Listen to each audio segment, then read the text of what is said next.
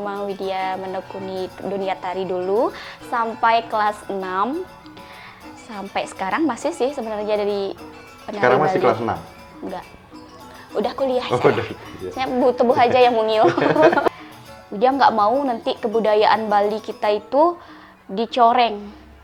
Dinilai di orang-orang luar itu, oh budaya Bali kayak gini ya, dia niat nggak dia melestarikan joget bumbung pakem ini, niat nggak dia mencontohkan bahwa penari Bali itu ini loh penari yang sakral, ini loh penari pergaulan yang mengajak masyarakat untuk menonton dan terhibur.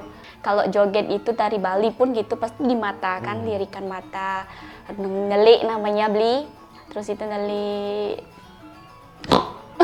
Kaget kan dia. Aku maunya anak aku itu lahir dengan seni aku juga, mengikuti ibunya juga. Di Bali jadi orang Hindu. Widya tuh suka seni, karena kan Widya pengen banget ngelestariin yang benar-benar budaya kita dari yang diturunkan dari leluhur kita. Nanti ketika dia ngibing gitu, mungkin dia seperti melecehkan kita ataupun segala macam, kita nggak terima, kita nangis di belakang panggung, ini ternyata joget bumbung segala macam. Itu yang Widya takutin, nanti mental kalian itu yang malah rusak.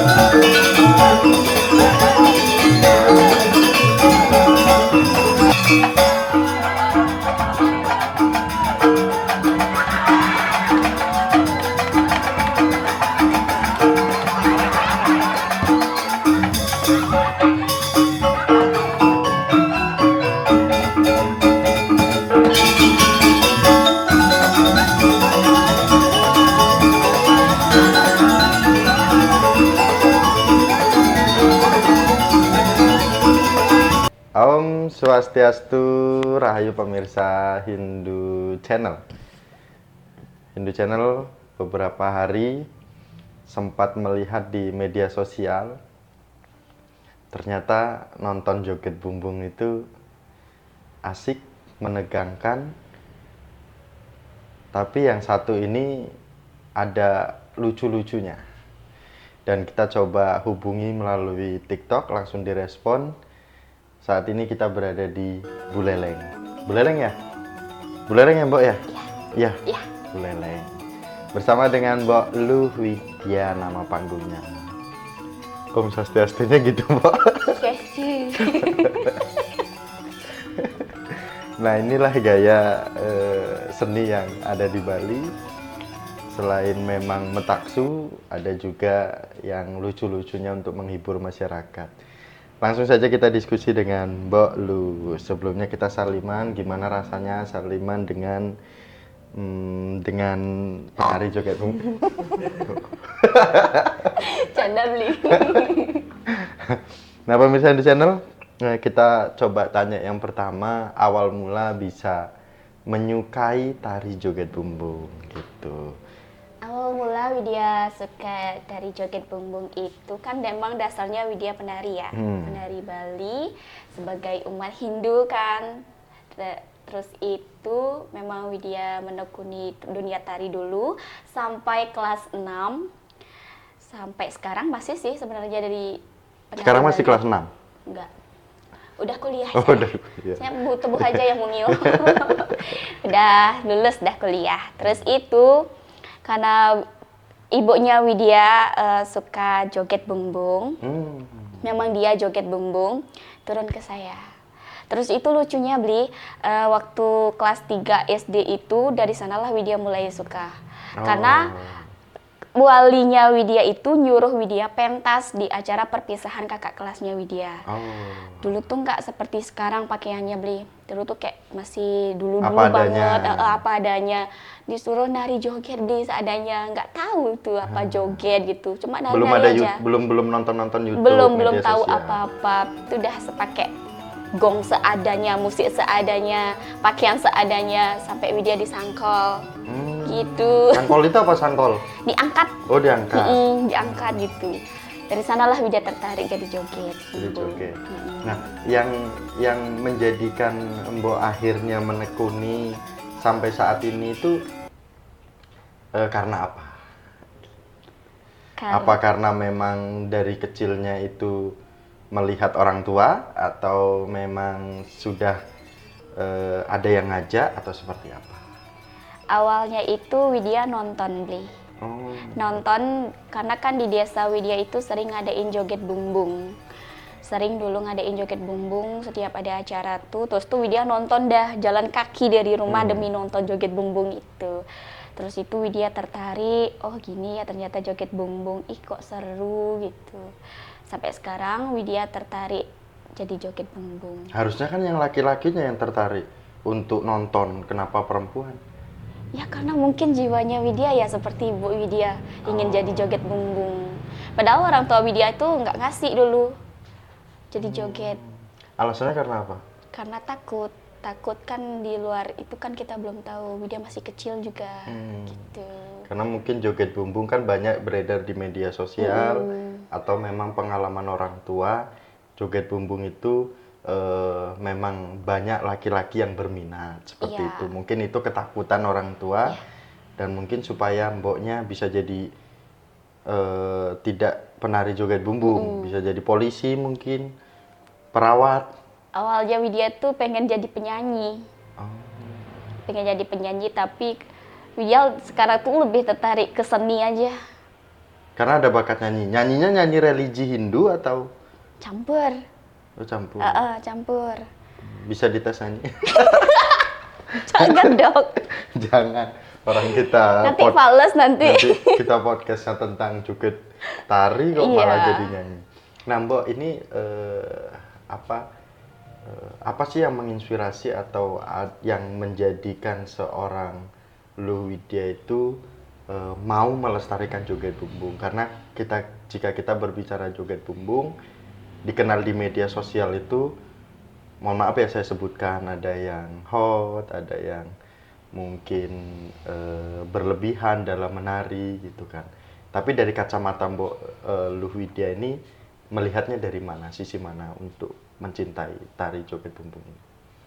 Dari sisi Widya kan karena Widya itu lahir juga di Bali jadi orang Hindu. Widya tuh suka seni. Seni itu kan tidak boleh yang namanya itu ada unsur erotis ataupun apa itu, mohon maaf. Karena kan Widya pengen banget ngelestariin yang benar-benar budaya kita dari yang diturunkan dari leluhur kita gitu. Dan kita tuh sekarang tuh sebagai anak muda itu harus melestarikan itu dengan baik. Widya nggak mau nanti kebudayaan Bali kita itu dicoreng, dinilai di orang-orang luar itu, oh budaya Bali kayak gini ya dia gitu. Widya pengennya orang-orang luar itu menilai bahwa mereka tuh mau Widya tuh tertarik dengan seni Bali gitu. Gitu. Dan mungkin supaya tidak memutus kesenian di keluarga juga, salah satunya orang tua ibu ya. Walaupun di keluarga besarnya sebenarnya tidak kesenian tari enggak ya. Ada. Tapi karena kebawa ke ibu saja. Nah, Mbok Luh, kayaknya tadi dari awal itu ada banyolan-banyolan. Nah, kesenian yang dimaksud Mbok Luh itu untuk dikenal di luar sana itu orang luar suka dengan tarian atau kesenian Bali, salah satunya joget bumbung ini. Yang Mbok Luh tekuni itu tarian joget bumbung yang seperti apa? Kayak tadi itu kan Seliman keluar ininya, ada suara-suara unik gitu kan. Nah, apa yang ditawarkan oleh Mbok Luh? Kalau Widya sih lebih ke joget lucu, ke banyolan.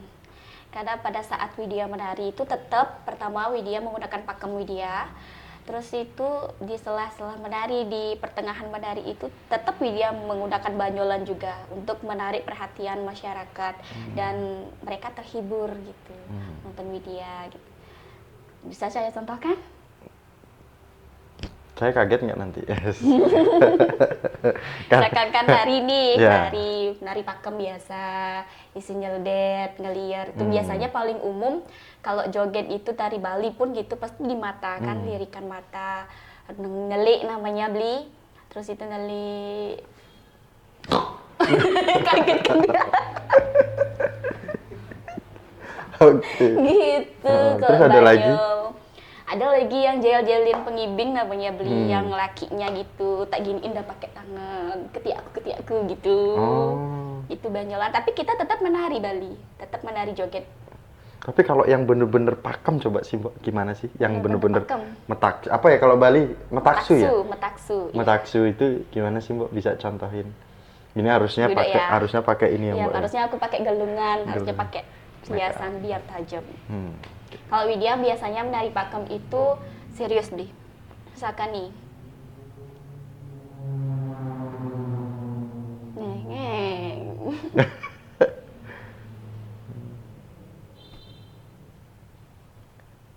Oh. Aku menghayati. Kalau laki-laki nggak bisa, tangannya nggak bisa gerak. Laki-laki. Ya. Ini.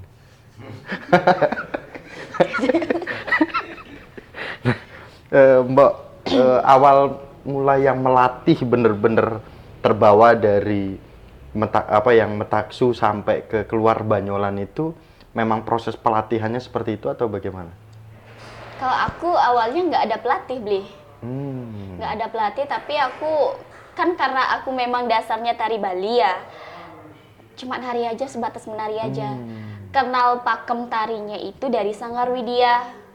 Oh. Dari Sanggar Widya yang Karena gabung dengan sanggar. Dari sana mereka ngebimbing Widya untuk menari pakem. Gitu.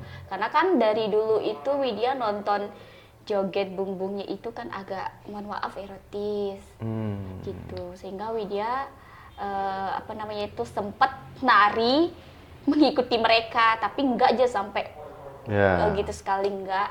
Terus itu kenal sama sekenya ini, sama sanggarnya Widya ini, dilatih dah sama senior-seniornya Widya, gurunya Widya, dibimbing gimana menjadi joget pakem. Nggak boleh gini, kamarnya harus rapi gitu. Pokoknya kita dibimbing sampai benar-benar kita bisa menjadi penari yang pakem. Artinya bahwa kepedulian senior-senior terhadap Mbak Widya walaupun ya bukan baru ya anak muda yang juga mencintai seni tari ini dibimbing. Dibimbing. Gitu. Nah, kemudian Mbak Widya, ini kita masuk ke ranah pribadi ya. Tadi sempat disebut ada tarian yang erotis, yang hot gitu kan. Nah, Mbak Widya ini kan sudah punya pacar ya? Sudah. Itu pacar. Iya, ayangku. Kalau manggil ayang apa, Mbak? Kalau manggil ayang biasa aja. Biasa aja. Ya. Pakai banyolan. Oh, tetap pakai banyolan ya. Tetep. Sudah punya pacar. Tentu pacar Mbok ini menerima bakat Mbok saat ini atau kegiatan sehari-hari Mbok untuk nari joget bumbung. Nah, proses menjadi pacaran, kemudian akhirnya berkeluarga. Bagaimana kesiapan Mbok ketika nanti berkeluarga, suami itu bisa atau pasangan Mbok itu bisa menerima bakat Mbok dari dulu sampai ketika berkeluarga. Apalagi Mbok tadi ingin meneruskan tradisi budaya Bali, salah satunya juga Hindu juga kan gitu. Bagaimana Mbok? Kalau kita sebagai wanita ya, yang namanya berumah tangga itu kan harus, apalagi yang punya anak. Kalau Widya bakal meyakinkan pacarnya Widya bahwa Widya itu bukan penari yang erotis. Dan Widya itu mau pacarnya Widya itu malah ngedukung Widya. Karena kan kita sama-sama darah seni, dia pastilah mengerti seni itu bagaimana gitu. Dan untuk kedepannya, pastilah aku nanti bakal punya anak. Dan aku bakal ngajarin ke anak aku, bagaimana yang namanya seni itu, pakem itu apa. Entah dia mau mengikuti kita berdua sebagai seni, darahnya mungkin dia suka menari, mungkin mau ke jadi joget seperti ibunya boleh, asalkan jangan ke yang apa namanya itu, ke yang agak-agak gitu dah jaro gitu. Aku maunya anak aku itu lahir dengan seni aku juga, mengikuti ibunya juga. Aku bakal ngajarin dia sedetail mungkin, dan pengalaman ibunya yang dialami apa sebagai penari. Pokoknya aku ingin yang terbaik aja sih buat karena anak aku. Paling tidak kesenian yang ada di lingkungan keluarga itu masih melekat di dalam pribadi anak tersebut. Kemudian walaupun mungkin memiliki keahlian lain, hobi lain, tetapi tidak meninggalkan kesenian. Misalkan walaupun dia tidak menari, dia bisa bekerja sama dengan sanggar gitu kan ya. Bisa membuka ruang atau wadah untuk kesenian-kesenian Bali, tidak hanya joget bumbung saja. Mungkin ada seni topeng, mungkin ada seni-seni lainnya seperti itu. Nah, ini yang Miko tambahkan lagi atau pertanyakan lagi, jangan sampai nanti ketika suami Mbok itu, pacarnya Mbok itu menerima gitu kan, menerima nih menerima Mbok sebagai orang yang suka terhadap tari joget bumbung, karena masih pacaran, masih cinta-cintanya kan gitu. Nah, ketika berkeluarga, masalah Mbok joget bumbung ini di luar sana itu dipermasalahkan oleh suami gitu. Artinya karena kan ada lagu-lagu yang menyinggung laki-laki itu seperti apa kan gitu. Artinya kan banyak laki-laki yang seperti itu. Nah, bagaimana Mbok memperkuat suami Mbok di dalam keluarga tersebut tanpa mencari celah kesalahan yang sudah terbiasa gitu. Caranya aku ya. Ini persiapan jangka panjang loh Mbok. Iya. Artinya dampaknya juga kan gitu. Ya pastilah, namanya seorang laki-laki mana sih yang nggak cemburu ya Bli. Apalagi kan aku sebagai joget kan ya jelas dong diibingin sama laki-laki lawan jenis gitu. Ya aku bakal ngeyakinin dia sekuat aku dan ajak ngobrol dia bahwa aku loh nggak gitu, aku loh joget yang benar-benar pakem. Aku tahu bahwa jadi joget itu nggak segampang itu, karena pandangan di masyarakat itu kan memang sudah jelek gitu. Ada loh joget yang tidak begitu. Yuk kita jalani seni bareng-bareng. Ya, buat ke depan, buat anak kita. Siapa tahu nanti ke depannya kita menjadi apa namanya itu, kayak apa ya, pandangan kita itu patut dicontoh gitu buat kalangan anak muda untuk masa depan lagi gitu. Ya semoga pasangan Bli mendengarkan di video ya, walaupun di ruangan ini ada pacar Bli juga. Nanti mendengarkan di video. Nah, kemudian gini Mbok, sebagai joget bumbung ini anak muda kan ya, ada nggak sih unek-unek yang apa namanya, membawa harapan besar tentang tari ke depannya, apalagi Mbok memikul beban bahwa joget bumbung itu dikenal yang seperti itu gitu. Ada perjuangan apa yang ingin ditingkatkan lagi selain lelucon gitu? Karena kan apalagi di sanggar itu kan dididik untuk tetap sesuai dengan pakem. Ada peningkatan lagi nggak sih, ingin seperti apa? Ya sisi lain harapannya seperti apa? Harapan aku untuk kedepannya, apalagi sekarang banyak juga joget yang masih muda-muda banget. Ini bukan aku sok senior ataupun gimana ya, ini sesuai dengan pengalaman aku yang telah aku alami selama terjun ke dunia joget bumbung. Dan aku berharap kedepannya kalian lebih melestarikan yang namanya joget pakem. Belajarlah dari senior-senior yang telah mendahului kalian menjadi penari joget. Carilah informasi sedetail mungkin tentang tari joget bumbung. agar kedepannya kita dipandang baik oleh orang-orang di luar sana gitu. Pokoknya aku tidak mau kalian itu terjun ke arah yang tidak baik. Aku ingin kalian terjun ke dunia yang memang benar-benar mengajarkan kalian itu tentang joget bumbung pakem. Ini bukan untuk, maksudnya bukan untuk anak-anak aja. Ini untuk orang-orang dewasa pun patut untuk dipelajari ya tentang joget bumbung itu.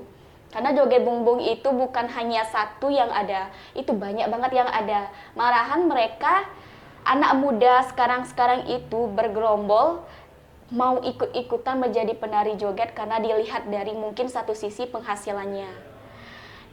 Mungkin dilihat dengan uangnya banyak gini. Tapi menurut aku ya, kalian harus tetap menempuh yang namanya pendidikan, itu penting. Kalian tetap sekolah. Joget bumbung ini hanya pekerjaan sampingan, hanya sebatas hobi. Pokoknya kalian tetap sekolah. Jangan sampai kalian menghilangkan pendidikan kalian demi terjun ke dunia joget bumbung. Joget bumbung. Karena kalian itu mungkin belum merasakan pandangan masyarakat itu seperti apa. Joget bumbung gitu, nanti diomongin gitu. Jadi joget bumbung itu yang pertama itu adalah mental. Mental yang paling harus kalian pelajari dan harus kalian siapkan. Karena apa aku bilang mental? Nanti di lokasi nari itu, di lapangan itu kita nggak tahu pengibingnya itu seperti apa. Apa dia bisa menghormati kita sebagai penari? Apa dia bisa menghargai seni leluhur kita, seni Bali? Apalagi joget bumbung? Nanti ketika dia ngibing gitu, mungkin dia seperti melecehkan kita ataupun segala macam. Kita nggak terima, kita nangis di belakang panggung. Ini ternyata joget bumbung segala macam. Itu yang Widya takutin. Nanti mental kalian itu yang malah rusak. Mending kalian siap-siapkan mental untuk menjadi penari joget bumbung. Cari dulu informasi sekuat mungkin apa itu tari joget bumbung, biar nggak kalian itu depresi ataupun mental kalian itu terganggu karena joget bumbung Bali. Itu sih menurut pandangan aku dan pengalaman aku. Aku ikut mendengarkan barusan. Semoga anakku nanti jadi penari joget bumbung. Jangan diastungkarein, jangan disuahain nanti. Orang Jawa joget bumbung itu gimana nanti kan gitu. Tapi kan ada orang Jawa jadi joget Bli. Ya ada. Ada. Joget bumbung ada? Ada, banyak. Di Bali? Banyak ada Bli di Bali.